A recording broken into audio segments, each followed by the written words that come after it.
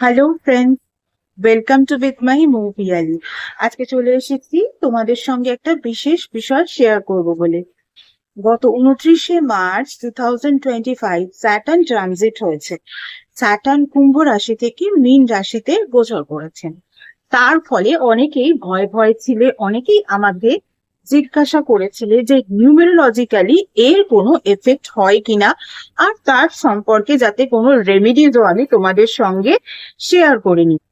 তো as it is আমি তাই করেছিলাম, তোমাদেরকে নিউমেরোলজিক্যালি বলেছিলাম স্যাটার্ন ট্রানজিটের ফলে কার কি এফেক্ট হতে পারে এবং সে সম্পর্কে কিন্তু কিছু রেমেডিজও শেয়ার করে নিয়েছিলাম। এই ভিডিওগুলো দেখার পর অনেকেই আমাকে বলেছো অ্যাস্ট্রোলজিক্যালি স্যাটার্ন ট্রানজিট হওয়ার ফলে কি এফেক্ট হতে পারে এবং তার কি কি রেমেডিজ হতে পারে সেগুলো যেন আমি তোমাদের সঙ্গে শেয়ার করে নিই। চলো আজকে সে বিষয়ে তোমাদের সঙ্গে শেয়ার করে নেব।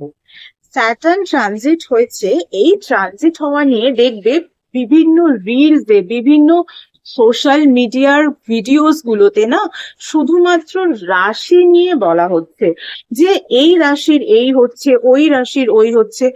বাট রাশি এখানে যতটা না ইম্পর্টেন্ট, তার থেকে অনেক বেশি ইম্পর্টেন্ট তোমার কোন লগ্ন, সেই বিষয়টা। কারণ রাশি তো মীন রাশি, সকলের ক্ষেত্রেই শনিদেব মীন রাশিতেই গোচর করেছেন। তোমার লগ্ন কুণ্ডলী, তোমার জন্মকুণ্ডলী বা তোমার বার্থ চার্টে কিন্তু 12টা রাশি 12টা ঘরে অবস্থান করছে, আর প্রত্যেকের ক্ষেত্রেই কিন্তু মীন রাশিতেই স্যাটার্ন ট্রানজিট করেছে। কিন্তু তোমাকে দেখে নিতে হবে তোমার লগ্ন কুণ্ডলীতে মীন রাশি ঠিক কোন হাউসে আছে এবং সেই হাউস অ্যাকচুয়ালি কোন বিষয়কে রিপ্রেজেন্ট করে, তাহলে তোমার জীবনে এফেক্টটা কিন্তু সেই দিক থেকেই আসবে। এটা কিন্তু ভিডিওর থার্ড পার্ট। ফার্স্ট দুটো পার্ট অলরেডি আপলোডেড। ফার্স্ট পার্টে আমরা মেষ, বৃষ, মিথুন এবং কর্কট লগ্নের জাতক জাতিকাদের জন্য স্যাটার্ন ট্রানজিটের এফেক্টস আর তার কিছু রেমেডিজ দেখে নিয়েছিলাম। ইনফ্যাক্ট পার্ট 2-তে আমরা সিংহ লগ্ন, কন্যা লগ্ন, তুলা লগ্ন এবং বৃশ্চিক লগ্নের জাতক জাতিকাদের জন্য এই স্যাটার্ন ট্রানজিটের কি কি এফেক্ট হতে পারে এবং তার কি কি রেমেডিজ হতে পারে সে বিষয়গুলোও দেখে নিয়েছি। এই পার্টে আমরা দেখব আর বাকি 4টে লগ্ন, যেমন ধনু লগ্ন, মকর লগ্ন, কুম্ভ লগ্ন এবং মীন লগ্নের জাতক জাতিকাদের জন্য স্যাটার্ন ট্রানজিটের এফেক্ট আর তার কিছু রেমেডিস। চলো তাহলে শুরু করা যাক। ধনু লগ্নের জাতক জাতিকাদের ক্ষেত্রে কিন্তু শনিদেব 4 নম্বর ঘরে ট্রানজিট করছেন। 4 নম্বর ঘর কিন্তু আমাদের মাকে, মাদার ল্যান্ডকে, তার সঙ্গে সঙ্গে আমাদের মনের ভাবকে, মুডকেও রিপ্রেজেন্ট করে থাকে। ফলে এই সময় তোমাদের ক্ষেত্রে কিন্তু একটা দারুণ সুযোগ আছে। যারা যারা ধনু লগ্নের জাতক জাতিকা, তোমরা কিন্তু এই সময় একটা প্রপার্টি কিনতে পারো। Home related property, land related property. But property কেনাটাও খুবই ভালো জিনিস, তবুও তোমাদের একটা ছোট্ট সাবধানতা এখানে অবলম্বন করতে হবে। হয়তো কখনো কখনো মেন্টালিও বিভিন্ন কারণে ডিস্টারবেন্সের একটা ব্যাপার হতে পারে, সেটা প্রপার্টি রিলেটেড কারণেও হতে পারে বা অন্যান্য যে কোনো কারণেই হতে পারে। সেক্ষেত্রে একেবারেই কিন্তু ভালো করে ঘুমানো দরকার। তাই নয়, তার সঙ্গে সঙ্গে কিন্তু পেশেন্স বা ধৈর্যেরও একটা প্রয়োজন রয়েছে। কারণ ধৈর্যের মধ্যে দিয়ে কিন্তু তোমরা সেই জিনিসটা বুঝতে পারবে যে সব সময় যেটা তুমি চাইছো সেই জিনিসটা কিন্তু ঝট করে তুমি পেয়ে যাবে, সেটা নাও হতে পারে। একটু হলেও অপেক্ষা করার পর সেই জিনিসটা পেলে তার যে আনন্দ আলাদাই রকম, সেই জিনিসটা শেখানোর জন্য কিন্তু এই রকম সিচুয়েশন আগামী 2.5 বছরের মধ্যে তোমার লাইফে কয়েকবার ক্রিয়েট হতেই পারে বা বেশ কয়েকবার ক্রিয়েট হতেই পারে। তাই একেবারে পেশেন্স রেখো, একেবারেই ধৈর্য হারিয়ে ফেলো না। এরপর কিন্তু মকর লগ্ন। মকর লগ্নের জাতক জাতিকাদের জন্য স্যাটার্ন ট্রানজিট হয়েছে থার্ড হাউসে। থার্ড হাউস আমাদের কি কি রিপ্রেজেন্ট করে? আমাদের সিবলিংস কে রিপ্রেজেন্ট করে, তার সঙ্গে সঙ্গে আমাদের কিছু সাপোর্টিভ মানুষজনকে রিপ্রেজেন্ট করে। এই ক্ষেত্রে তোমাদের কিন্তু ফিনান্সিয়ালি লসেস হওয়ার চান্সেস রয়েছে আগামী 2.5 বছর। একটা জিনিস মনে রেখো, তোমার সাপোর্টিভ সিস্টেমের মতো কাজ করে এমন বন্ধু বান্ধবের থেকেও কিন্তু এই রকম চিটেড হওয়ার একটা আশঙ্কা রয়েছে। ফলে সেক্ষেত্রেও কিন্তু ফিনান্সিয়াল রিলেটেড যখন কোনো কিছু আলোচনার বিষয়বস্তু হয়ে দাঁড়াবে, যেখানে তোমাকে ইনভলভ হতে হবে এবং তোমার ফিনান্সিয়াল বিষয়গুলো বা তোমার ফিনান্সকে সেখানে ইনভলভ করতে হতে পারে, সেটা তোমার সিবলিং এর ক্ষেত্রেই হোক বা তোমার সাপোর্টিভ বন্ধু বান্ধবের ক্ষেত্রেই হোক না কেন, তখন কিন্তু চোখ কান খোলা রেখো। আগামী 2.5 বছর তোমাদের জন্য কিন্তু এই রকম চিটেড হওয়ার একটা বিষয় দেখা যাচ্ছে। এরপরে যাদের যাদের কুম্ভ লগ্ন, তাদের ক্ষেত্রে কি হয়েছে? তাদের ক্ষেত্রে স্যাটার্ন ট্রানজিট হয়েছে সেকেন্ড হাউসে। সেকেন্ড হাউস আমাদের কি রিপ্রেজেন্ট করে? সেকেন্ড হাউস রিপ্রেজেন্ট করে আমাদের ফ্যামিলিকে।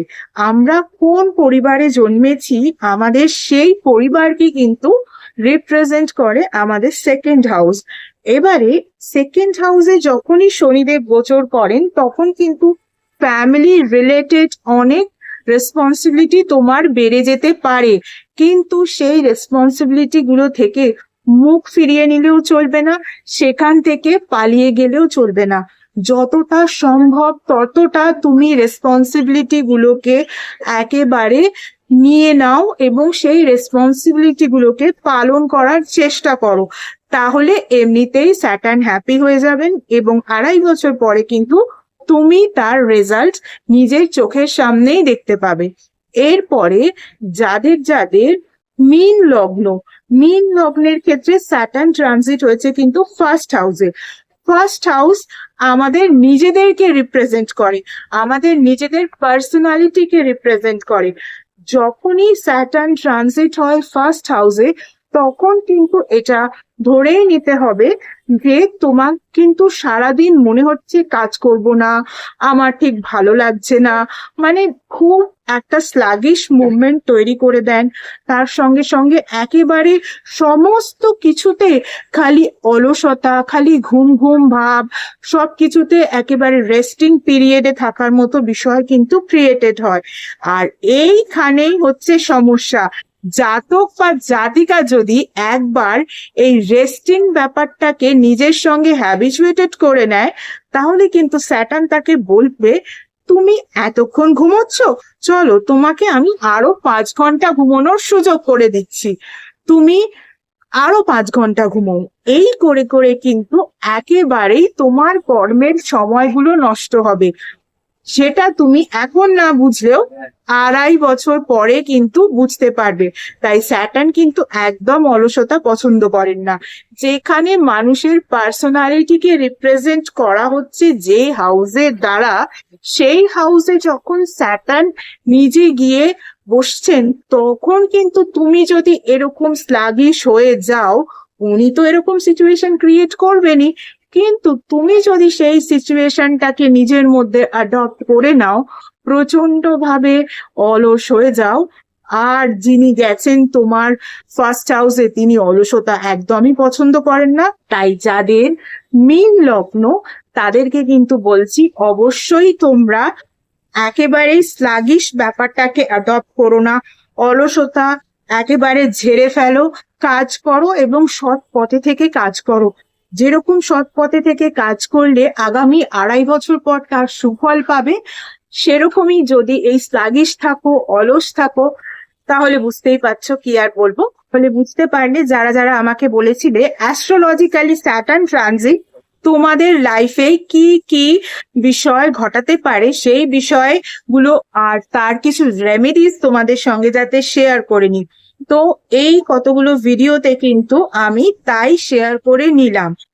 এছাড়া যারা আমার থেকে পার্সোনাল কনসালটেশন নিতে চাও, তাদের বলি, পার্সোনাল কনসালটেশন কিন্তু একেবারেই ফ্রি কনসালটেশন নয়, সেটা এক paid consultation. Regarding what? Regarding numerology, vastu, tarot reading, tarot healing, astrology, crystal healing, healing with meditation, healing with Reiki, healing with law of attraction, healing with crystal and symbolic healing, তার সঙ্গে সঙ্গে এমন কিছু remedies যেগুলো তোমাদের overall details না দেখে দেওয়া যায় না জেনারেল রেমেডি হিসেবে। সেই ধরনের রেমেডিসও যদি তোমরা পেতে চাও তাহলে কিন্তু অবশ্যই স্ক্রিনে যে ইমেল আইডিটা দেখছো এই ইমেল আইডিতে অ্যাপয়েন্টমেন্ট বুক করো। তোমাকে appointment booking time wise slot দেওয়া হবে, সেই স্লটে কিন্তু তোমাকে কল করতে হবে, তখন তোমাকে কল নাম্বারও প্রোভাইড করে দেওয়া হবে। গত 1 বছর ধরে তোমরা যেভাবে আমার ফেসবুক পেজটাকে লাইক ফলো শেয়ার করেছো, আমার পেজে তোমাদের বন্ধুদেরকে ইনভাইট করেছো, তাদের বন্ধুদেরকেও ইনভাইট করে নিতে বলেছো, ঠিক একই রকম ভাবে আমার ইউটিউব চ্যানেলটাকেও কিন্তু সাবস্ক্রাইব করতে হবে, পাশে থাকা বেল আইকনটাকেও কিন্তু ক্লিক করতে হবে, আর তোমাদের বন্ধুদেরকেও বলতে হবে আমার ইউটিউব চ্যানেলটাকে যেন তারাও সাবস্ক্রাইব করে। চলো আজকের মতো সবাইকে tata, thank you so much.